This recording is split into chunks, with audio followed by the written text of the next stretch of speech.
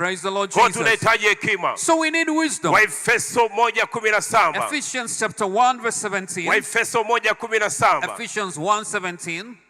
Mungu wa Bwana wetu Yesu Kristo, Baba wa utukufu, awape ninyi roho ya hekima na ya ufunuo katika kumjua yeye.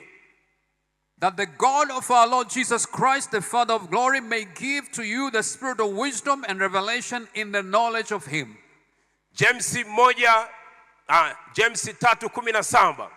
In James chapter 3 verse 17, Maandiko yanasema, lakini hekima itokayo juu kwanza ni safi, tena ni ya amani, ya upole, tayari kusikiliza maneno ya watu, imejaa rehema na matunda mema, haina fitina, haina unafiki.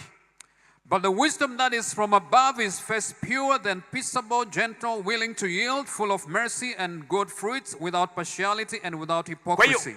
Hiyo ndio ilikuwa imembeba Yesu. So now this is the kind of wisdom that Jesus Ilikuwa had. imembeba Yesu. This is the wisdom that Jesus had. Hajafanya jambo lolote He did nothing bali lile ambalo Baba alimtuma, except that which the lile Father ambalo sent him, aliliona kwa Baba, except that which he saw lile the ambalo Father doing, alisikia kwa Baba. except that which he saw the Na Father ndio doing. maana Waefeso And anasema, that's why in Ephesians, Mungu wa Bwana wetu Yesu Kristo, the Father of our Lord Jesus Baba wa Christ, utukufu, the Father of glory, atupe sisi roho ya hekima. grant unto us the Kwa hiyo spirit of hekima ni wisdom. roho. So wisdom is a spirit. Ikiingia ndani ya maisha yetu, When it enters our lives, maisha yako yanabadilika. your life changes. Unakuwa ni mtu ambaye una majibu ya shida zote. You become a person with solutions to all Majaribu ya kila problems. aina yakija kwako, hautatayarika. When trial comes, you will not suffer. Utasimama na kujibu. You will stand and respond.